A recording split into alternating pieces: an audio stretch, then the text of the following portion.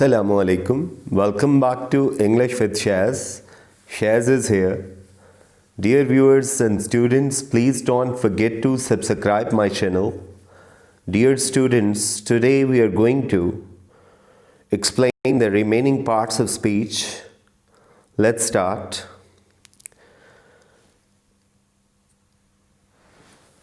Now we come to function words. Function words can be categorized in terms of word classes such as prepositions, pronouns, determiners, conjunctions and auxiliary verbs. कि ये जो word classes हैं ये function words के under आती हैं.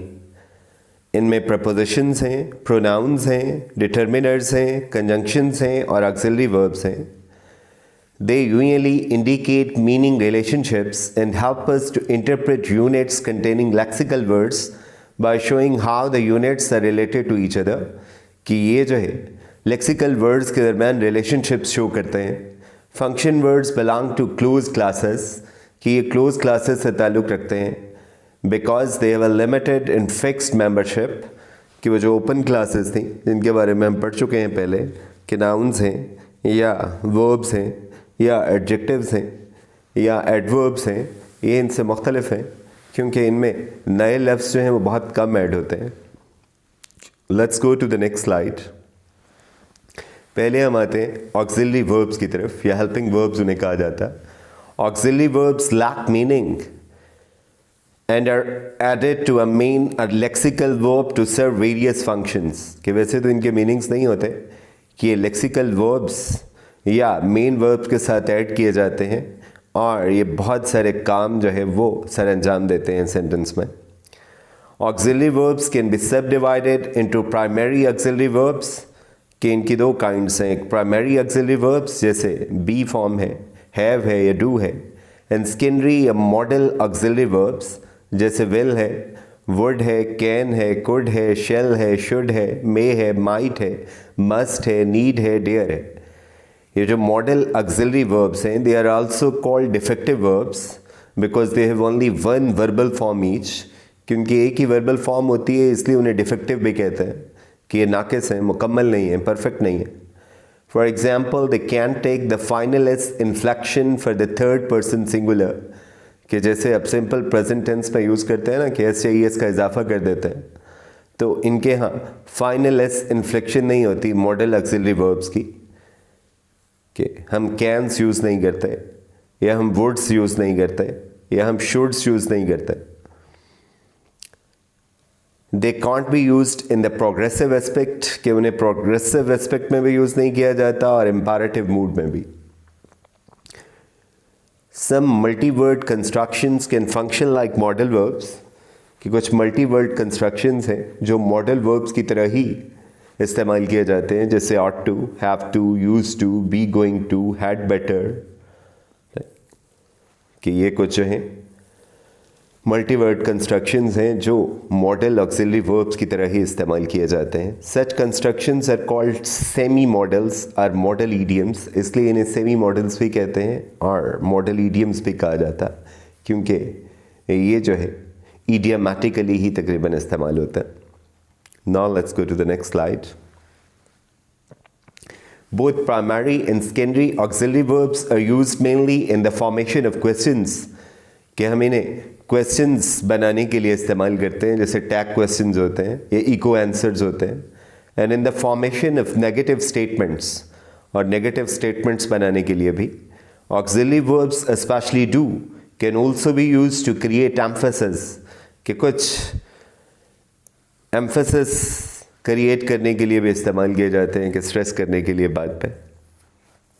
Finally only primary auxiliary verbs are used in the formation of tenses and other grammatical constructions के tenses और दीगर ग्रामेटिकल कंस्ट्रक्शंस में हम मोस्टली प्राइमरी ऑक्सिलरी वर्ब्स ही यूज़ करते हैं कि जैसे बी हम इस्तेमाल करते हैं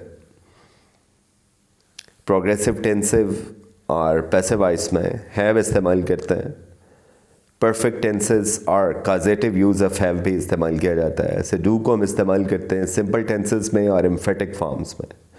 ये तीनों क्या हैं प्राइमरी ऑक्सिलरी वर्ब्स हैं और ये इनके ग्रामेटिकल फंक्शंस हैं. जैसे एग्जाम्पल है is working hard these days, तो अब इसमें इज़ क्या है, वो ऑक्सिलरी है, और वर्किंग क्या है, वो लेक्सिकल है। जैसे आप कहते हैं कैन यू ड्राइव, तो कैन क्या है, मॉडल ऑक्सिलरी है, अभी हमने पढ़ा है, और ड्राइव क्या है, लेक्सिकल वर्ब है। He has been working hard lately, तो हैज़ बीन क्या है, वो ऑक्सिलरी वर्ब है, और वर्किंग लेक्सिकल वर्ब है। कि हैज़ भी ऑक्सिलरी और बीन भी ऑक्सिलरी है, मिला के इस्तेमाल किए जा रहे हैं यहाँ पे। इसी तरह से यूड बेटर स्टडी मोर, तो हैड बेटर क्या है, सेमी मॉडल है। Now let's go to the next slide. Note that primary auxiliary verbs can also work as lexical verbs and as such they carry meaning.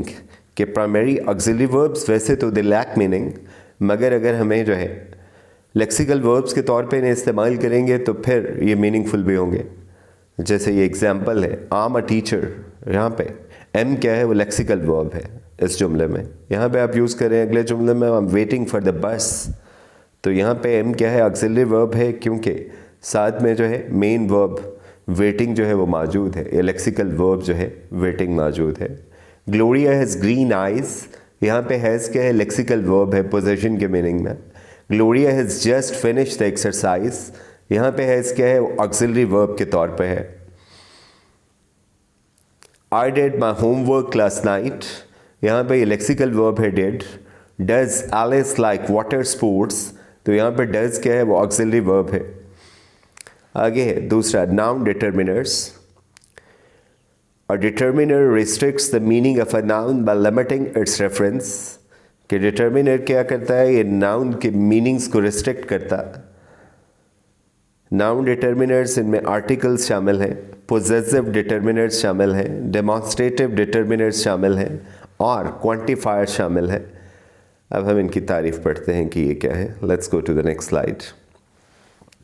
कि articles, एक definite article है the, और एक indefinite articles हैं ए या N, उसके बाद zero article है। आप कहते हैं मिसाल के तौर पे आई सा बॉय, तो यहाँ पे बॉय क्या है, नाउन है, आपने उसे लिमिट कर दिया आर्टिकल इस्तेमाल करके indefinite. The boy was wearing a cap, यहाँ पे आपने डेफिनेट आर्टिकल दा इस्तेमाल किया और फिर नाउन को लिमिट करने की कोशिश की है। The girls are chatting in the garden, यहाँ पे गर्ल्स को लिमिट किया आपने डेफिनेट आर्टिकल्स के ज़रिए। गर्ल्स लव क्लोथ्स, कि अब हम यहाँ पे आर्टिकल इस्तेमाल नहीं करेंगे। एंड बॉयज़ लव फुटबॉल, तो यहाँ पे आर्टिकल्स इस्तेमाल नहीं होंगे क्योंकि हम इस्तेमाल करते हैं कॉमन सिंगुलर काउंटेबल नाउन के साथ इंडेफिनेट आर्टिकल ए या एन, तो यहाँ पे ये इस्तेमाल नहीं होंगे। लाइफ इज़ हॉट नाउअडेज, कि यहाँ पे भी आप आर्टिकल नहीं लगाएंगे। आ लाइफ या दा लाइफ नहीं कहा जाएगा क्योंकि आप इसे जनरल सेंस में यूज़ कर रहे हैं और ये एब्स्ट्रैक्ट नाउन है life. The first time a participant is introduced in a text, the indefinite article is the most appropriate choice because neither the speaker nor the hearer knows exactly what boy they are referring to। कि जब हम पहली दफ़ा जो है किसी noun को जो है मेंशन करेंगे तो हम फिर मोस्टली उसके साथ क्या इस्तेमाल करते हैं, indefinite article a n। However, when referring back to the same boy already mentioned before, the definite article is the best choice। कि अगर आप फिर जो है उसको दोबारा इस्तेमाल करेंगे अपनी कॉम्पोजिशन में या रेफ़र बैक करेंगे तो फिर आप दा लगा देंगे क्योंकि उसे डिफाइन कर देंगे, फिर डेफिनेट आर्टिकल लगा देंगे। In the girls are chatting, the speaker assumes the hearer knows what girls he or she is talking about, that is their previous shared knowledge। The girls इसीलिए कहा है कि वो कुछ मखसूस लड़कियों के बारे में बात कर रहा है कि जो वहाँ मौजूद थी। Finally, zero article is the best choice used mainly in generalization and to refer to abstractions। कि जहाँ पे हम जनरलाइज करेंगे या जो है एब्स्ट्रैक्ट कॉन्सेप्ट्स को या एब्स्ट्रैक्ट नाउन्स को जो है इस्तेमाल करेंगे तो उनसे पहले हम आर्टिकल नहीं लगाएंगे। Girls in general love clothes not just the ones I know, क्योंकि सारी लड़कियों को ही कपड़े अच्छे लगते हैं, कोई मखसूस लड़कियों की बात नहीं हो रही।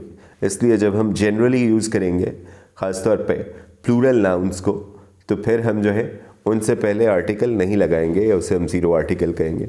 उसके बाद हम आते हैं पोजेसिव डिटर्मिनर्स की तरफ। माय है जैसे your, his, her, its, are and their, ये क्या है? पोजेसिव डिटर्मिनर्स हैं, use with nouns to show possession और ओनरशिप, कि इन्हें हम नाउन्स के साथ इस्तेमाल करते हैं उनकी पोजेशन या ओनरशिप को दिखाने के लिए. I love my job, job noun है, माई क्या है? पोजेसिव डिटर्मिनर है. What job? My job. Their friends are coming this way, whose friends? Their friends. That's my folder, whose folder is it? My folder. तो ये क्या है? Possessive determiners कहलाते हैं. Now let's go to the next slide.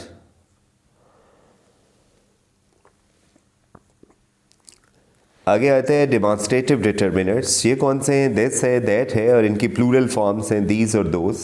Show whether the noun they refer to is singular और plural and whether it is located near to और far from the speaker और writer. ये दो चीज़ें show करते हैं कि एक सिंगुलर या प्लूरल, और दूसरा कि वो चीज़ जिसकी तरफ इशारा किया जा रहा है या जिसे डेमॉन्स्ट्रेट किया जा रहा है कि वो स्पीकर के करीब है या दूर है. तो करीब के लिए हम दिस और दीज यूज़ करते हैं और दूर के लिए दैट और those. Have a look at this tape, कि इस टेप को देखिए. आई नीड दोज बुक्स, कि मुझे वो किताबें चाहिए, कि इसका मतलब है books they are located far from the speaker, इसलिए आपने दोज का लफ्ज़ यूज़ किया है कि वो प्लूरल भी हैं एंड दे आर लोकेटेड जो है फार फ्रॉम द स्पीकर. और टेप के साथ आपने दिस जो है डेमॉन्स्ट्रेटिव डिटर्मिनर इस्तेमाल किया है क्योंकि ये दिखा रहा है कि it is located near the speaker और राइटर. अब हम आते हैं क्वांटिफायर्स की तरफ. क्वांटिफायर नाम से ही ज़ाहिर है, as its name implies express quantity, कि ये हमें क्वांटिटी के बारे में बताता. Quantifiers can be a single word और a phrase and are use with nouns, कि सिंगल वर्ड पर भी मुश्तमिल हो सकते हैं और एक फ्रेज पे भी, मतलब ग्रुप ऑफ वर्ड्स पे, और ये भी नाउन्स के साथ ही इस्तेमाल होते हैं. They can be used with both a countable or an uncountable noun to express quantity or amount, कि quantity और amount दिखाने के लिए countables के साथ भी यूज़ होते हैं और uncountables के साथ भी, कि वो nouns जिन्हें गिना जा सकता है और वो जिन्हें गिना नहीं जा सकता. If the quantity is definite, the quantifier may be referred to as a numeral, कि अगर quantity definite है तो फिर quantifier को हम numeral कहेंगे क्योंकि वो उसका नंबर बताएगा. Some, much, many, a few, the few, little, the little, a lot, half, 3, second are some of the most frequently used quantifiers. कि ये quantifiers जो है हम इस्तेमाल करते हैं आम इंग्लिश में. एग्जाम्पल हैं जैसे I have got a few tickets, या I have got few tickets, उसका मतलब I don't have any tickets. A few का मतलब होगा some. They have 2 cards, यहाँ पे तो उसने न्यूमरल दे दिया. The first day I went to school I felt terrible. तो ये सारे क्या कहलाएंगे? Quantifiers. अब हम आते हैं conjunctions की तरफ. When you combine 2 clauses in a sentence, you may use a conjunction to link them and to indicate the relationship between them. कि जब हम sentence में 2 clauses को मिलाएंगे तो फिर जो है उनके दरमियान रिलेशनशिप दिखाने के लिए, उन्हें लिंक करने के लिए हम जो है कुछ लफ्ज़ इस्तेमाल करेंगे जिन्हें कंजंक्शंस कहा जाता है, क्योंकि ये भी नाम से ज़ाहिर होता है कि ये कंजंक्ट करते हैं या जॉइन करते हैं. There are 2 kinds of conjunctions, 2 तरह के कंजंक्शंस हैं. They indicate the different kinds of relationship between clauses in a sentence, कि कुछ तो कोऑर्डिनेटिंग कंजंक्शंस हैं कि ये जो इक्वल रैंक की क्लासेस हैं उनको मिलाते हैं, इसलिए इन्हें कोऑर्डिनेट कहते हैं. ठीक, जैसे आप कहते हैं एंड है, बट है या आर है. The boys shouted and rush forward. अब क्या था? The boys shouted, the boys rush forward. तो एक सब्जेक्ट को दोबारा जो है रिपीट करने की ज़रूरत नहीं है, इसलिए आप द बॉयज दोबारा इस्तेमाल नहीं करेंगे और इन दोनों क्लासेस को एंड के साथ मिला देंगे और ये ज़्यादा कम्पैक्ट हो जाएगा जुमला. और ये आमतौर पे कंपाउंड सेंटेंस कहलाएगा क्योंकि इसमें 2 इक्वल रैंक की क्लासेस जो हैं वो मौजूद हैं. I asked if I could borrow her bicycle, but she refused. अब ये भी 2 इक्वल रैंक की जो है क्लासेस हैं, तो इसलिए आपने बट इस्तेमाल किया, ठीक, कि इन्हें जो है लिंक करने के लिए. इसे हम कहेंगे कोऑर्डिनेटिंग कंजंक्शन. उसके बाद हम आते हैं सबऑर्डिनेटिंग कंजंक्शंस की तरफ. They link 2 clauses one of which depends on the other, कि ये आमतौर पे कॉम्प्लेक्स सेंटेंसेस में इस्तेमाल किए जाते हैं कि जिसमें एक प्रिंसिपल या मेन क्लास होती है कि जो इंडिपेंडेंटली स्टैंड कर सकती है और एक साथ एक या एक से ज़्यादा जो है वो डिपेंडेंट क्लासेस होती हैं कि when he stopped no one said anything. तो यहाँ पे व्हेन हमने इस्तेमाल किया है दो अनइक्वल क्लासेस को ज्वाइन करने के लिए। They were going by car because it was more comfortable. They were going by car it was more comfortable. तो बिकॉज जो है हमने इस्तेमाल किया इन दो इक्वल रैंक की क्लासेस को मिलाने के लिए। Although the wound was healing, he could never be able to speak again. तो इन्हें हम क्या कहेंगे, सबऑर्डिनेटिंग कंजंक्शंस के जो कोऑर्डिनेटिंग है वो इक्वल रैंक के क्लासेस को ज्वाइन करते हैं, और जो सबऑर्डिनेटिंग कंजंक्शंस हैं वो एक प्रिंसिपल क्लास को एक या एक से ज़्यादा जो है सबऑर्डिनेट क्लासेस के साथ लिंक करता है। आगे आते हैं propositions.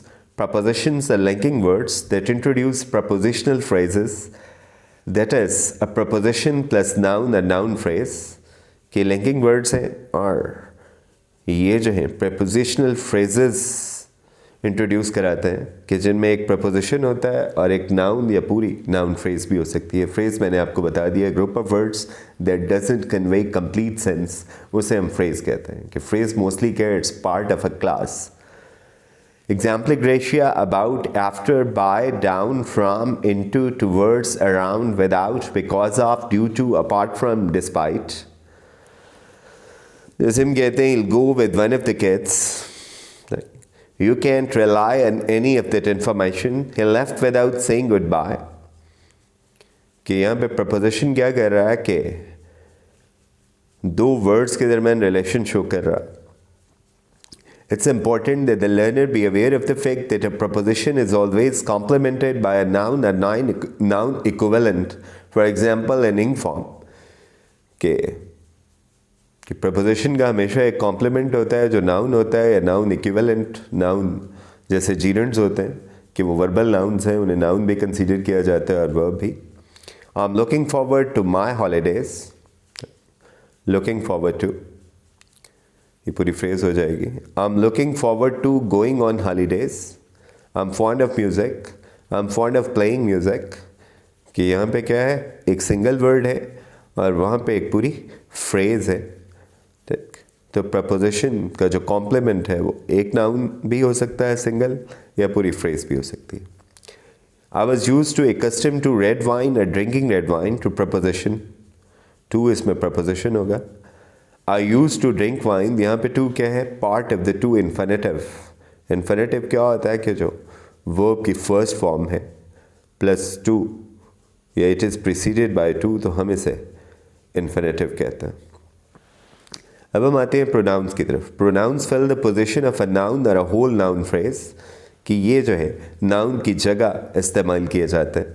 They can be classified as subject pronouns, I, you, he, she, it, we, you and they. Object pronouns, me, you, him, her, it, us, you, them. क्योंकि आपको पता है ये नाउन की जगह इस्तेमाल होते हैं, तो नाउन बतौर सब्जेक्ट भी यूज़ होता है और ऑब्जेक्ट भी, इसलिए प्रोनाउंस बतौर सब्जेक्ट भी यूज़ होते हैं और ऑब्जेक्ट भी, और ये पोजेशन भी दिखाते हैं, इसलिए इनके केसेस हैं कि सब्जेक्टिव, ऑब्जेक्टिव और पोजेसिव। पोजेसिव जैसे mine, yours, his, hers, its, ours, yours, theirs. फिर रिफ्लेक्सिव प्रोनाउंस हैं कि इनका एक्शन फॉल करता है दोबारा सब्जेक्ट पे। माई सेल्फ है जैसे, योर सेल्फ है, हिम सेल्फ है, हर सेल्फ है, इट सेल्फ है, आर सेल्स है, योर सेल्स है, देम सेल्स है। इंडेफिनिट प्रोनाउंस हैं कि जिनमें किसी ख़ास को मेंशन नहीं किया जाता शख्स को। नो बॉडी है, सम बॉडी है, एनी बॉडी है, नो वन है, एवरी बॉडी है। फिर रेसिप्रोकल प्रोनाउंस हैं जो एक दूसरे से रेसिप्रोक करते हैं, ईच अदर है, वन एंड अदर है। इंट्रोगेटिव हैं जो क्वेश्चंस के लिए इस्तेमाल होते हैं, हु या which. I won't tell you how it ended, यहाँ पे यू और इट क्या है, प्रोनाउंस है। She never introduced herself, यहाँ पे हर सेल्फ क्या है, वो रिफ्लेक्सिव प्रोनाउन है। Ours is better than theirs, ये पोजेसिव प्रोनाउंस इस्तेमाल किए जा रहे हैं। इंट्रोड्यूस्ड हिमसेल्फ, ये फिर रिफ्लेक्सिव प्रोनाउन है। Nobody knows the answer, nobody indefinite pronoun है। They loved each other reciprocal pronoun है। हु इज़ दैट, हु जो है वो इंट्रोगेटिव प्रोनाउन है। It is worth pointing out that some determiners can work as pronouns. तो हम ये भी बता सकते हैं कि determiners भी बाज़-औक़ात pronouns की तरह इस्तेमाल किए जाते हैं। For example, that, this, those and these When these determiners function as pronouns, they are called demonstrative pronouns. जैसे आप कहते हैं I don't like these apples, give me those. अब those को आप apples की जगह यूज़ कर रहे हैं कि these क्या था, यहाँ पे वो determiner था और इसके साथ हम noun यूज़ कर रहे थे. यहाँ पे जब हम इसे apples की जगह पे यूज़ कर रहे हैं तो फिर हम जो है इसे बतौर डेमॉन्स्ट्रेटिव प्रोनाउन इस्तेमाल कर रहे हैं क्योंकि अब ये नाउन की जगह इस्तेमाल हो रहा है, इसका फंक्शन जो है वो चेंज हो गया.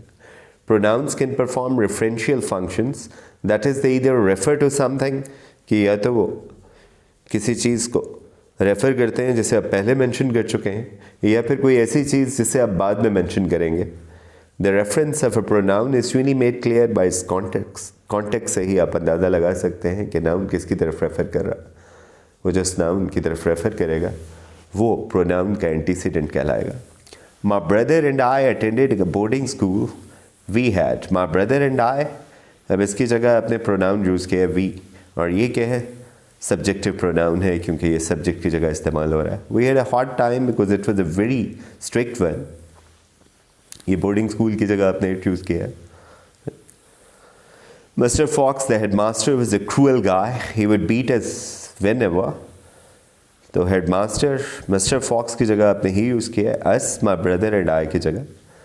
ठीक कि इट और वन स्कूल की जगह आपने यूज़ किया, वी और S my brother and I की जगह और ही मिस्टर फॉक्स की जगह. तो इसके साथ ही जो है ये हमारा लेक्चर जो है वो अख्ताम को पहुंचता है. ये पार्ट्स ऑफ स्पीच हमने कवर कर लिए. कुछ डिटेल्स मैंने ज़्यादा इसलिए नहीं बताई कि लेक्चर लेंथी हो जाता और इन्हें हम फिर बाद में कवर कर सकते हैं अलग अलग लेक्चर्स में. तो फिर हम जो है रिवाइज करते हैं इन कॉन्सेप्ट्स को जो हमने पढ़े. कि एडजेक्टिव्स क्या हैं, दे डिस्क्राइब थिंग्स. ये ऐसे वर्ड्स हैं दैट डिस्क्राइब थिंग्स. एडवर्ब्स क्या हैं, they tell us about actions. Conjunctions क्या हैं, दे जॉइन थिंग्स. डिटर्मिनर्स क्या हैं, दे स्पेसिफाई थिंग्स और से हाउ मेनी. इंटरजेक्शंस क्या करते हैं, they express emotions. Noun, they name things. Preposition, they show relationship between words. Pronouns, they replace nouns.